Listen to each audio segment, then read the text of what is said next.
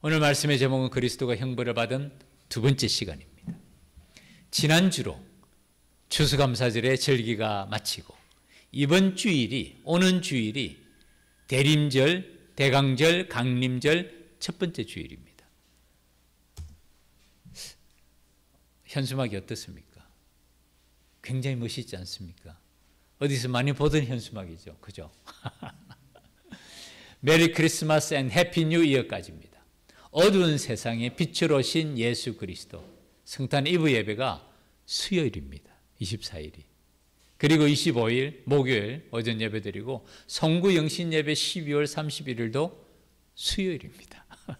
그래서 우리가 이 남은 일정입니다. 순서를 따라 진행하려고 하는데요.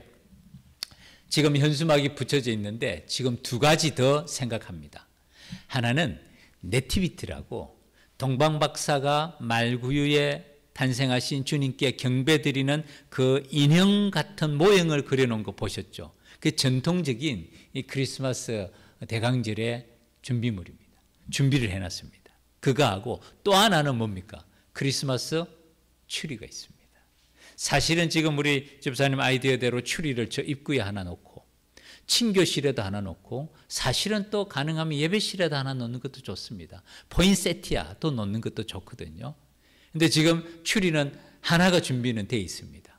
그래서 이번 주일 첫 번째 주일날 예배 마치고 난 다음에 네티비티 그 아기 예수께 경배하는 동방박사 모형을 저쪽 우리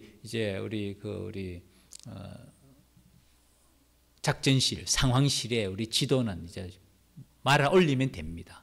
뭐 부동산처럼 그 성탄절에도 계속 걸어놓을 건 아니니까 말아 올리고 그 밑에다가 우리 네티비티 모형이 보니까 상당히 괜찮은 게 있더라고요. 그래서 그걸 설치하고 그 다음에 추리를 이제 저 앞에 하고 좀 몇 가지를 설치하고자 하는데 추리에 가족 사진이나 손주들 예쁘죠? 장로님, 권사님 손주 예쁘죠? 안 예뻐요? 손주 사진도 올려놓으시고 프린트 했어요. 프린트 해가지고 딱 이래가지고 거기다 걸어놓으시고 크게 A4 용지로 크게 프린트 해가지고 걸어놓으셨대요. 요즘은 거기는 핸드폰으로 다 보죠. 이제 그렇지만 혹시 다른 기념품 입고 하면 그렇게 해서 사실은 성탄절에 이렇게 여러 가지로 가족들하고 같이 모이고 사진도 걸어놓고 추리에 걸어놓고 하는 겁니다. 생각 같아서는 이번 주일날 우리 그 성탄절 추리 장식 끝나고 난 다음에 기념사진도 한번 찍었으면 좋겠어요. 첫 번째 성탄절 아닙니까? 역사적인 순간이에요, 진짜. 역사적인 순간. 아마 10년 뒤에 그 사진은 제가 볼 때는 타임즈의 표지로 올라가지 않을까라고 생각을 하고자 하는 만큼 아무튼 우리가 첫 번째 성탄절을 맞이하거든요. 놀란 거는 제가 지난번에 애들 때문에 미국을 다녀왔잖아요. 가서는 그 몰에서 성탄절 이렇게 장식을 봤습니다. 보니까 네티비티 그 아기 예수 탄생에 동방박사를 경배하는 그 모형이 미국에 있더라고요. 근데 그걸 사가지고 올 수는 없잖아요. 아쉽다 좋다 했는데 놀랍게도 똑같은 게 어디 있냐면은 코스코에 있더라고요. 코스트코에 똑같은 게. 가격도 체크를 했어요. 그때 아내가 사진을 찍어 왔거든요. 미국 가격보다 여기가 싸더라고요.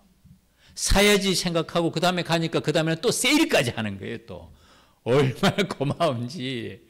참 한국과 미국이 정말 이제는 일일 생활권이 됐구나 하는 생각을 했습니다. 그래서 주일날 네티비티 그 장식도 저쪽에다가 하고 그 다음에 추리도 만들고 그렇게 해서 좀 우리 가족들하고 같이 이렇게 기념할 수 있는 그런 시간이 꼭 됐으면 좋겠고요. 끝나고 난 다음에 사진도 한번 찍읍시다. 진짜 역사적인 사진으로 남겨놓도록 그렇게 하죠. 그리고 이 성탄 장식은 해피 뉴 이어까지 갑니다. 지금부터. 사실은 오래 가는 거예요. 12월 내내 가고 성구 영신 예배 저녁까지 가고 신년 예배 전에 이제는 2026년이 되기 때문에 그때 이제 치울 겁니다. 요즘 백화점이 가장 빨리 오는 장소가 어딘 줄 아세요? 제가 말 잘못했구나. 성탄절이 가장 빨리 오는 장소가 어딘 줄 아세요? 백화점이에요. 백화점은 이미 세일 준비가 끝났습니다. 정말 상업적인 사람이 감각이 더 빨라요. 그거 보면 교회는 제가 볼 때는 그런 사람들에 비해서 한 템포가 늦는 게 아닌가 하는 생각이 드는데, 그렇지만 우리는 정말 어두운 세상에 빛으로 오신 예수 그리스도, 그 어두운 세상이 꼭 이 세상의 캄캄함을 얘기합니까? 아까 우리 부른 찬양처럼 우리 마음에 어둠 있잖아요. 그늘 있잖아요. 근심과 걱정이 있잖아요.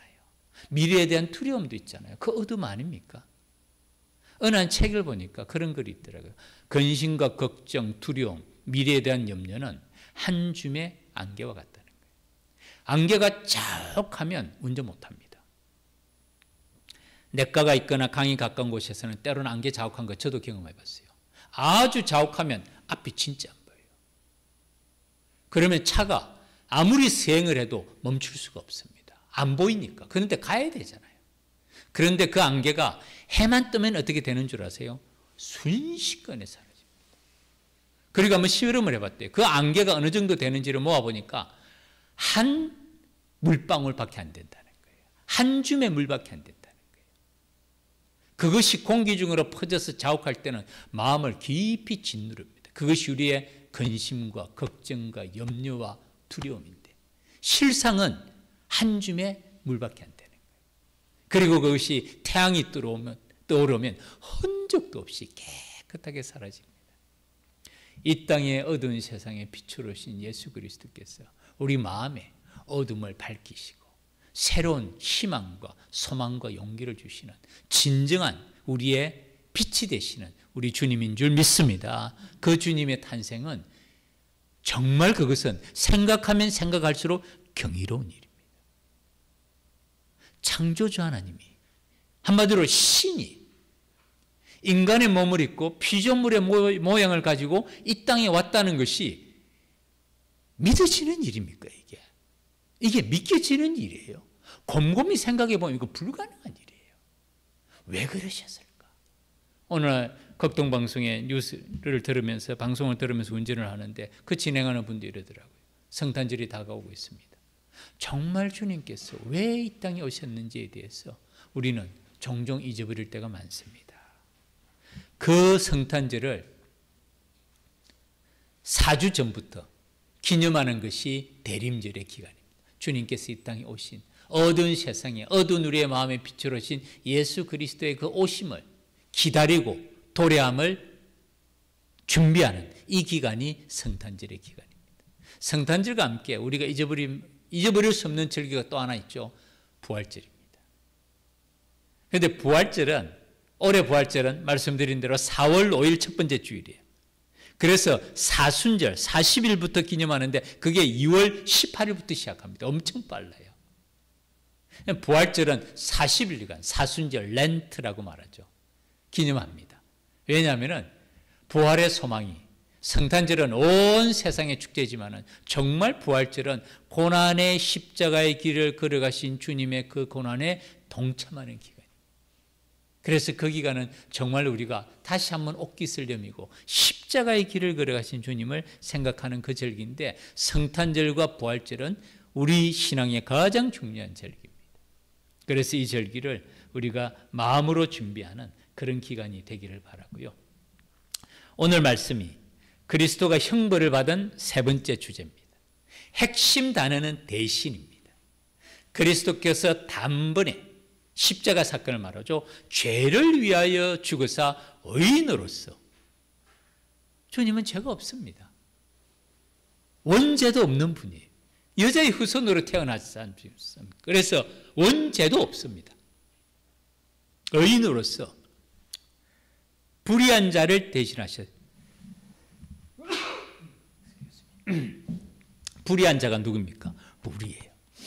불의한 자를 대신하셔. 대신. 이게 핵심 단어입니다.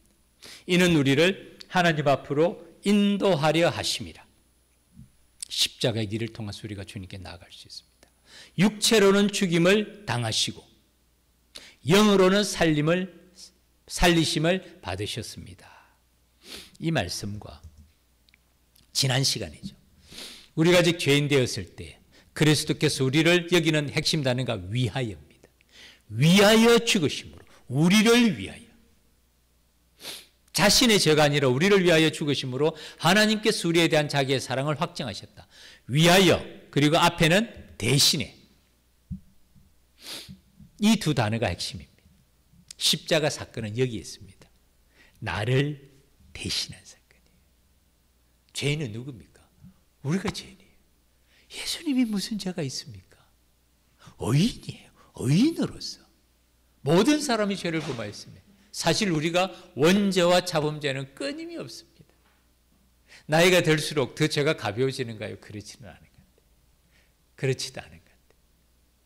인간은 본질적으로 정말 만물보다 심히 부패한 것이 인간의 마음이라는 게 시간이 갈수록 세월이 갈수록 더 깊이 느낍니다. 인간은 스스로 절대로 구원받을 수 없습니다. 의인으로서 불의한 자를 나를 대신한, 우리를 대신한 거예요. 우리를 위하여, 나를 위하여. 그 다음에 또 하나는 우리를 대표하여, 나를 대표하여. 십자가 사건은 나를 대신한 사건. 내가 십자가에 달려야 돼요. 사실은 죄의 형벌은 엄청나. 한 번 죽는 것은 사람에게 정해진 것이요, 그 위에는 심판이 있다고.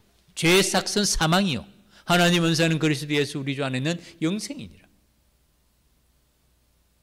피할 수가 없는 죄의 형벌이 있는데 주님께서 나를 대신하여 죽으셨다는 이 사실이, 이게 복음입니다. 이게 복음이에요. 우리가 살아가면서 온통 필요한 거 투성이잖아요. 그런데 그 가운데서 워렌 버핏이 금단 신도시를 방문한 거예요. 그리고 11월 26일 수요일 날 밤에 강 목사가 금단 신도시에서 더 기쁨교회를 시작했다는데 내가 한번 가봐야 되겠지 해서 워렌 버핏이 이곳에 온 거예요. 이곳에 뜨고 와서 보니까 수요일 저녁에 이렇게 많이 모인 거예요. 빽빽하게 이렇게 자리에 앉아 있는 거예요. 우리 인사 한번 합시다. 서로 보고 사랑합니다. 축복합니다. 당신 뒤에 인사해야지. 사랑합니다. 축복합니다. 정말 귀한 분들. 워렌 버핏이 이걸 보고는 정말 귀한 분이구나. 이렇게 해서 워렌 버핏이 책북을 꺼내가지고 $1,000,000씩을 책을 써주는 거야. 신승현 씨한테도 $1,000,000, 권사님한테도 $1,000,000, 장로님한테도 $1,000,000, 부부도 각기 주는 거야. 이현옥 집사님, 우리 다미 씨, 당신한테도 나한테도 $1,000,000, $1,000,000이면 한국말 돈으로 1,000원이면 10억입니다. 요즘 환율이 1,500원 됐더라고요. 보니까 오늘 1,500이 넘었어요. 세상 무슨 IMF예요 지금이? 15억이에요. 그럼 15억 다 준 거예요. 고맙겠습니까? 안 고맙겠습니까? 성현아, 15억 받으면 뭐 할래? 15억을 그냥 줬다. 그거 가지고 뭐 할래? 일단 여행부터 가야죠. 오케이 바리. 그래. 일단 여행부터 가는 거야. 15억을. 그것만 해도 대단. 그렇게 되면 많은 문제가 해결될 겁니다. 사실. 크고 작은 많은 문제가 해결될 거예요. 돈만 있어도 해결이 돼요. 나를 위해서 100만 불. 워렌 버핏한테 100만 불은 그렇게 큰 돈이 아닙니다. 정말 그분은 엄청나게 기부를 했더라고요. 부자로서 죽는 것은 수치스러운 일이라는 생각을 가지고 있는 분이죠. 그리고 사는 집은 조그만해요. 또 정말 그런 정신이 있더라고요. 우리에게 돈만 줘도 얼마나 고맙습니까? 얼마나 많은 문제가 해결이 돼요. 모든 문제가 해결되지 않지만은 많은 문제가 해결되는 건 사실일 거예요. 그렇지 않더라도 우리를 위해서 시간을 내어줘도 내가 오늘 당신하고 같이 있겠다. 그래서 당신이 원하는 거 모든 걸 다 해주고, 집에서 요리도 해주고, 집안 청소도 해주고, 일도 해주고, 다 시간을 내서 몸으로 다 봉사해주고, 그렇게 해주고 얼마나 고맙겠습니까? 그런데 나를 위해서 생명을 대신했다는 것은 이 곰곰이 생각해 보면요, 있을 수가 없는 일입니다. 하나님의 뭐가 아쉬워서, 뭐가 아쉬워서 나를 대신하여, 불의한 자를 대신하여 죽으시겠어요? 뭐가 아쉬워서? 우리가 뭐라고? 워런 버핏이 돈을 줘도 우리는 평생 은인으로 생각할 겁니다. 워런 버핏 생일 챙기고 그 아들의 생일까지 사돈의 팔촌까지 다 챙겨가지고 엽서도 보내고 전화도 하고 할 수 있는 거 다. 왜냐면 고맙다고. 100만 불 15억 줬다고. 진짜 할 수 있는 거 다 할 거예요. 그런데 하나님께서 나를 대신하여 죽으셨다는 이 사실에 별 감동을 안 해요. 별 신경을 안 써. 어레이 그러니 정말 우리가 그렇게 생각하는 것 같아요. 근데 그런 사건이 아니에요. 그런 사건이 아니에요.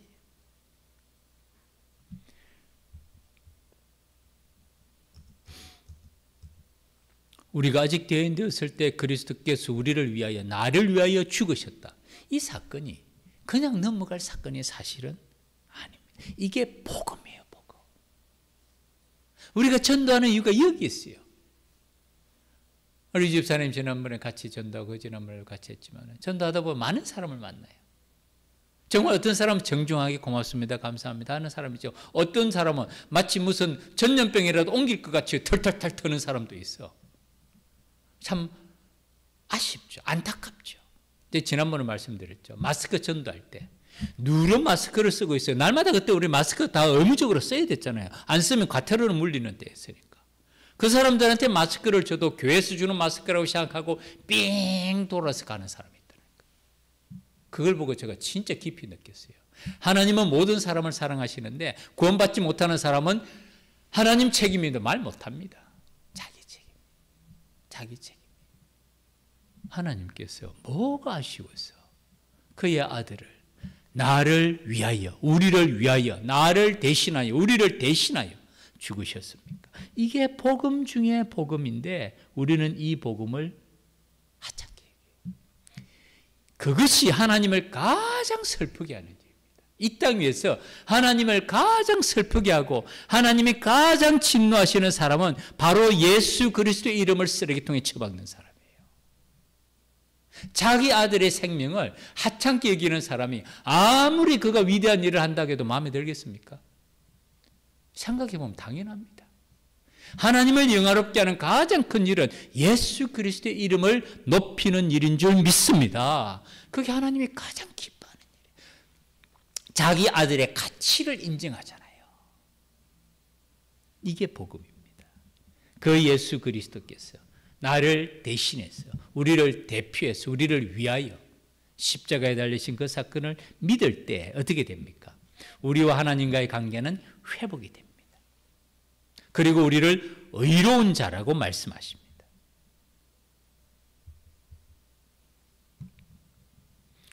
이는 우리를 하나님 앞으로 인도하려 하십니다. 죄인이 하나님 앞에 설 수 있습니까? 오직 의로운 자만이 설 수 있죠. 그리고 하나님과의 관계가 회복되고 난 다음에 우리가 어떻게 됩니까? 하나님의 자녀가 되는 권세를 주셨으니 영접하는 자 곧 그 이름을 믿는 자들에게는 하나님의 자녀가 되는 권세를 주시. 이건 엄청난 일이에요. 영접하는 자 곧 그 이름 예수 그리스도의 이름을 믿는 자에게는 예수 그리스도를 나의 주님으로 영접하고 그 이름을 믿는 자들에게는 하나님의 자녀가 되는 엄청난 권세를 주신 이 놀라운 복음이 오늘날 사람들에게는 우습게 얘기죠. 성탄절에는 이제는 연발 연시를 즐기는 축제는 남았는데 예수 그리스도는 없습니다. 제가 이 현수막을 일부러 메리 크리스마스 앤 해피 뉴 이어로 요즘 어떻게 나오는지 알죠? 메리 크리스마스 말하지 않습니다. 해피 할러데이, 행복한 공휴일이 되세요. 메리 크리스마스는 원문 그대로 하면 그리스도께 경배합시다라는 뜻이. 전통적인 크리스마스의 인사가 메리 크리스마스, 기쁘게 그리스도를 경배합시다 이 뜻입니다. 이게 종교적인 색채가 있다고 해서 지금은 오바마부터 그랬죠. 해피 할러데이, 행복한 휴일을 보내세요. 어떤 데는 해피 크리스마스라고 되어 있는 데도 있더라고요. 제가 일부러 사실은 그래서 대강절 주일이 되면 항상 예배 시작 전에 일부러 메리 크리스마스라고 항상 인사하게 합니다. 우리 한번 인사 한번 해보시죠. 메리 크리스마스. 옆에 분하고도 인사해서 메리 크리스마스, 메리 크리스마스, 메리 크리스마스. 얼마나 기쁨으로 그리스도를 경배합시다. 그런데 오늘날은 이게 사라집니다. 이게 이름이 사라져요. 그리스도는 빼고 너희들끼리만 놀아라. 이 사탄의 전략이에요. 그리스도는 빼고 너희들끼리 놀면 되잖아. 교회는 가라. 그런데 거기서 하나님은 빼고 너희들끼리 재밌게 놀아라. 오늘 교회의 종교인의 모습이 바로 여기 있어요. 이 사탄의 고도의 전략이에요. 백화점에서부터 성탄주를 옵니다. 거기에 그리스도가 있습니까? 아니에요. 다 캐롤송이 나오는데 그리스도는 다 뺍니다. 다 빼요. 종교적인 색채는 다, 이게 오늘날 말하면 차별금지법이래요. 안타깝기 짝이 없는 일이에요. 인간을 차별하면 절대로 안 돼요. 그런데 그 명목에, 그 이름 아래 교묘하게 교회를 핍박하고 우리 신앙을 핍박하는 그런 시대를 살아가고 있습니다. 우리가 이 성육신의 의미, 하나님의 사랑, 우리를 구원하시고자 하시는 하나님의 원대한 계획, 우리를 대신하여, 우리를 대표하여, 우리를 위하여, 나를 대신하여, 나를 대표하여, 나를 위하여 십자가에 달리신 그 주님의 은혜를 생각하면 우리에게는 감사밖에 없습니다. 감사밖에 없습니다. 십자가의 은혜를 아는 사람, 그 은혜를 아는 사람에게는 감사할 것밖에 없습니다. 제가 주일날 말씀드렸죠. 머리 대신 그리스도. 워너 솔맨이 결혼하고 난 다음에 신혼 초에 임파선 결핵이라는 진단을 받습니다. 이분이 태어난 날이 태어난 해가 1892년이에요. 1800년대예요. 1892년에 출생했는데 결혼해도 20대 후반이었어요. 임파선 결핵이 그 당시에는 불치병이었습니다. 의사 진단이 뭐였다고요? 석 달 남았습니다. 그 아내가 미국의 유명한 가수였어요. 그리고 임신 중이었어요. 석 달 만에 자기가 삶을 마치면 아이가 어떻게 됩니까? 유복자가 되는 거예요. 그 마음이 어땠겠습니까? 절망 가운데 있는데 아내가 말합니다. 여보, 3개월 동안 매 순간 감사하면서 삽시다. 3개월 남았다는 게 어딥니까? 절망하지 말고 좌절하지 말고 항상 감사하면서 하루하루를 보내봅시다. 그 말이 솔맨의 가슴에 박힙니다. 그가 화가였어요. 그리고 그가 그 기간에 그린 그림이 이거였어요. 이 그림을 그리면서 무슨 생각을 했겠어요? 예수 그리스도의 마음을 품은 거 아니겠어요? 그리스도의 성품을 생각한 거 아니겠어요? 그리고 매 순간마다 그분을 생각하면서 이 그림을 그리지 않았겠습니까? 그리고 그는 말합니다. 내 생의 마지막 작품이다 생각하고 그리기 시작했답니다. 정말 저는 이 그림이 어느 솔맨의 그림인지 몰랐어요. 이 빛나는 이마와 정말 이 시선과 얼굴 윤곽이 부드러우면서도 조용하면서도 권위 있는 모습에 참 온유하고 따뜻한 모습 가운데, 근데 예수님이 장발이었는지는 잘 모르겠어요. 그죠? 당신 생각은 어때? 장발이었을 것 같아? 장발이었을 것 같아. 알겠습니다. 그랬을 수 있어요. 예. 참 정말 정말 감동이 있는 거예요. 그리고 3개월이 지났는데 몸에 다른 증상이 없는 거예요. 다른 증상이 없는 거예요. 3개월이. 그래서 병원에 가보니까 의사가 깜짝 놀라면서 뭐라고 물어보냐면 당신 그동안 무슨 약 먹었어요? 이렇게 묻는 거예요. 당신 그동안 무슨 약 먹었냐고. 솔맨이 얘기합니다. 약 먹은 거 없습니다. 아내가 감사하면서 살자고 했는데 굳이 약을 먹었다면 감사의 약을 먹은 것밖에 없습니다. 정말 그렇게 얘기해요. 감사의 약 먹은 것밖에 없다고. 그 다음에 이제 의사는 이렇게 말했답니다. 감사가 최고의 항암제요, 최고의 해독제요, 최고의 치료제입니다. 저는 이거는 잘 모르겠어요. 의사가 진짜 그렇게 말했는지는. 아무튼 솔맨은 그 3개월 동안 이 예수님의 얼굴을 생각하면서 자기 생의 마지막 작품으로 생각하고 그랬다는 거예요. 솔맨이 몇 살까지 살았는 줄 아십니까? 1982년에 출생해서 1968년에 죽었어요. 76세, 77세까지 산 거예요.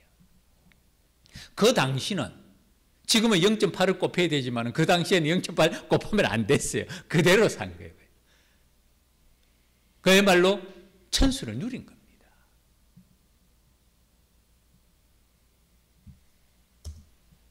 그 뒤에 보니까 이것도 워너 솔맨이 그린 그림이에요. 우리가 이 그림 잘 문 밖에서 두드리느니 누구든지 내 음성을 듣고 문을 열면 내가 그에게로 더불어 먹고 그는 나와 더불어 먹으리라. 라오디게아 교회에 하신 말씀이에요. 이 그림도 워너 솔맨이 그린 그림. 이 그림도 아시죠? 이 그림도 워너 솔맨이 그린 그림. 이후로 이 그림, 이런 그림들만 솔맨이 계속 그립니다. 그런데 이 그림은 머리 대신 그리스도는 그의 이 기간 가운데 3개월 동안 최후의 작품이라고 생각하고 그린 거예요. 제가 마지막 한 이야기만 소개하고 마치겠습니다. 어느 한 은퇴 교수님의 제목이 200가지 감사합니다. 간단하게 말씀드릴게요. 전립선 암이라는 진단을 받고 병원에 입원했어요. 이분이 은퇴 교수님이 70세였을 때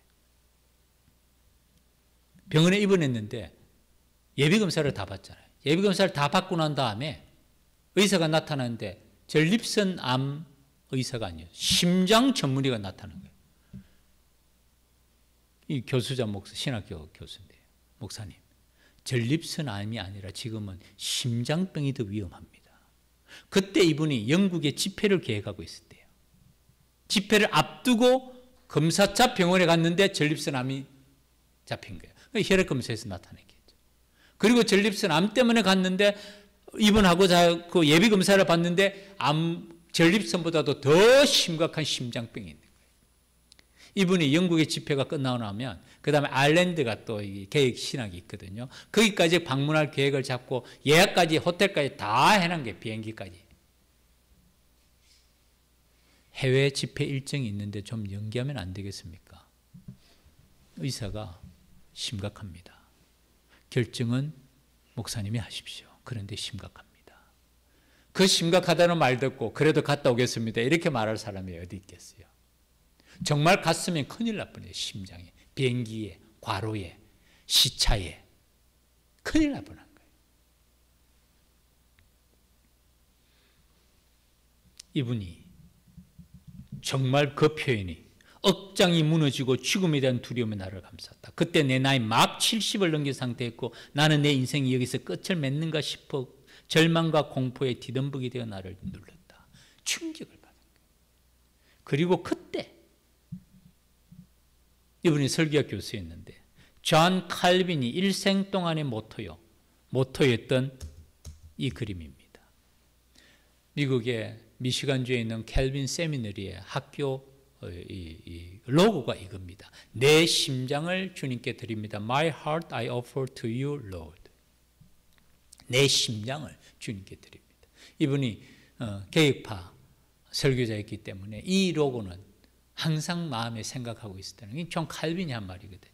이 존 칼빈이 나는 내 심장을 주님께 드립니다. 나는 말이 떠올랐고 이 심장 수술하는데 70년간 주님께서 내게 심장을 주시고 힘있게 일해왔는데 하나님께서 내 심장을 달라가면 기꺼이 드리겠습니다 라는 생각을 하면서 마음의 평안을 회복하고 그리고 간호사에게 부탁해서 A4 용지 4장과 검정 볼펜, 빨강 볼펜을 좀 갖다 달라고 요청을 했답니다. 그리고 그때부터 감사의 글을 쓰기 시작했대요. 지금까지 하나님께서 베풀어 주신 은혜, 하나님의 축복, 감사하면 감사할수록 감사할 것이 더 많아졌다는 거예요. 수술 시간 전까지 감사의 내용을 적어보니까 200가지가 지난다는 거예요. A4 용지 앞뒤로 3장이나 되고 가장 어렵고 힘든 순간에 하나님 앞에서 200가지 감사를 드리고 나니까 내 마음에 평화가 남지. 뭘 감사했습니까? 전립선 수술을 받으러 왔는데 심장병을 발견하기 위해서 감사합니다. 제때 수술받게 해주셔서 감사합니다. 그 감사의 제목을 200가지를 쓰거든요. 수술할 때 앞가슴을 20cm, 30cm가 이만큼이니까 20cm가 완전히 오픈 하트 서저리란 거예요. 개복 수술한 거예요. 갈비뼈 절개했던 거 봉합하고 1개월 정도 옆으로 누울 수도 없고 반자세로 견디는 것이 엄청 어려웠대요. 그때 깨달은 것이 우리가 자면서 좌로, 우로, 옆으로 누워 잘 수 있다는 것도 엄청난 은혜요 축복이라는 걸 깨달았다는 겁니다. 어떤 형편이든지 하나님께 감사하면 그 감사가 기쁨이 되고 축복이 된다는 것을 본인은 깊이 깨달았다는 것을 얘기를 하는 그 글을 제가 우연히 보고 워너 솔맨 이야기도 생각이 나요. 이 실화입니다. 그분의 간증이죠. 감사는 기적을 낳습니다. 맞습니다. 하나님의 은혜를, 십자가의 은혜를 생각하면 모든 것이 감사합니다. 작은 일에서부터 모든 것에 감사를 드리고 어느 썰매는 그리스도의 마음을 품고 그의 마지막 삶을 살아갔고, 그리고 그는 정말 하나님의 어루만져 주신 가운데 새롭게 회복이 된 것이죠. 이 은퇴 교수님도 이 일이 10년 전의 일입니다. 지금도 생존해 계세요. 지금도 생존해 계세요. 전립선암은 그 이후에는 방사선 치료로 받고 있다. 수술하지 않고 지금도 생존해 계십니다. 말씀을 맺겠습니다. 이제 이번 주일부터 우리 주님의 탄생을 준비하는 대림절의 기간입니다. 정말 주님께서 이 땅에 오셨는지 나를 대신하여, 나를 위하여, 나를 대표하여 십자가의 길을 가시고 그 생명을 우리에게 아버지 앞으로 나아가는 길을 열어놓으셨다는 그 사실을 우리가 워런 버핏이 100만 불 주는 것에 비교할 수가 있겠어요? 15억 주는 것에 비교할 수가 있겠냐고요. 그런데 그 은혜를 하찮게 여기고 주목하지도 않고 감사하지도 않고 그 은혜를 깨닫지도 못하는 많은 사람들이 있습니다. 안타까운 일입니다. 우리는 가슴에 새기면서 다시 한번 이 대강절 주님의 탄생을 기억하면서 주님의 은혜가 무엇인지를 더 깊이 생각하고 그 은혜에 감사와 찬송을 올려드림으로 우리 삶 속에 하나님의 더 큰 은혜와 축복이 강물처럼 넘치는 이 대림절의 기간이 되기를 주님 이름으로 축복합니다. 기도드리겠습니다. 하나님 아버지, 우리 주님이 이 땅에 오심에 그 놀라운 사건이 우리의 가슴 속에 새겨지는 이 기간 되게 하여 주시옵소서. 하나님 아버지, 우리가 아직 죄인 되었을 때 그리스도께서 우리를 위하여 죽으심으로 하나님께서 우리에 대한 자기의 사랑을 확증하셨다는 그 사실, 의인으로서 불의한 자를 대신하시고 하나님 아버지께 나아가는 길을 열어놓으신 우리 주님의 그 십자가의 놀라운 은혜와 사랑을 기억하게 하시고 그 일을 위하여서, 그 사명을 위하여서, 그 구원의 역사를 위하여서 인간의 몸을 입고 이 땅에 성육신하신 그 주님의 오심을 하나님 아버지 겸비한 마음으로, 감사의 마음으로, 경배의 마음으로, 찬송의 마음으로 기다리는 이 기간 되게 하여 주시옵소서. 그래서 성령의 기름 부으심을 경험하게 하시고 체험하게 하시고 부활하신 주님을 만나게 하여 주옵시고 하나님 아버지, 오늘도 동행하시는 그 주님의 은혜 안에 거하는 저희들 되게 하여 주시옵소서. 예수님 이름으로 기도 올립니다. 아멘.